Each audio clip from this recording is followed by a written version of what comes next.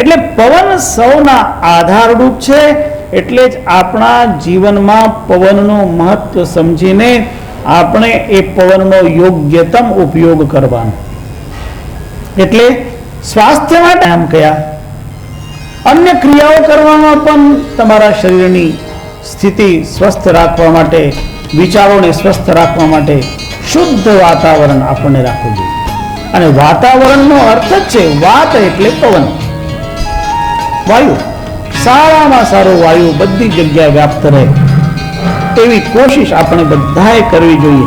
આપણે આ સૃષ્ટિ ઉપર, આ ધરતી ઉપર વધુ માત્રામાં સુખ ફેલાય એવી કોશિશ કરવી હોય તો હરિયાળીની માત્રા વધારવી જોઈએ.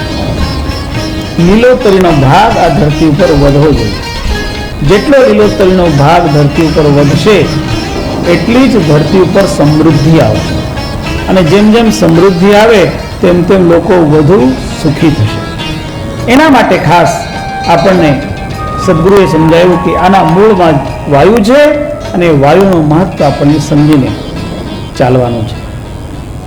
પવનો અધરસ્તથા ચોર્ધ્વમ વાતો વર્ષયતે જલમ પવનો ગીતવા દેવા ઋતવ પવનશ્ચ ષટ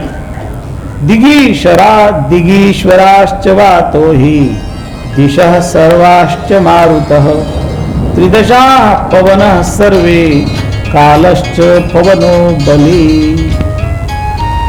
પવનની એટલી મહિમા.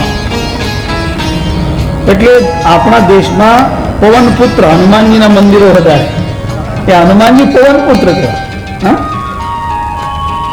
અને બધા લોકો જે બલની શક્તિની આરાધના કરતા હોય ને એ હનુમાનજીની પૂજા કરે.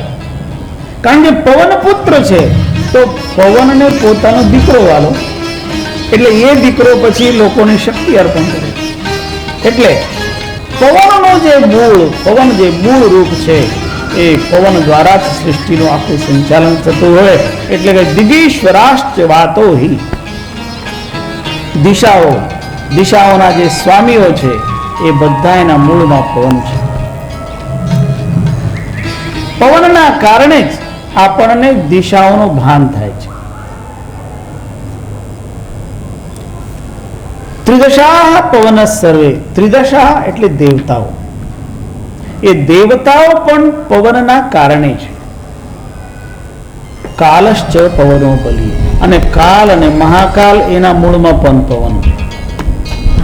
આપણા શરીરમાંથી પ્રાણ નીકળી ગયા એટલે આપણે કહીએ એને કાલ થઈ ગયો, એનો અંતકાલ થઈ ગયો. શું કહીએ આપણે?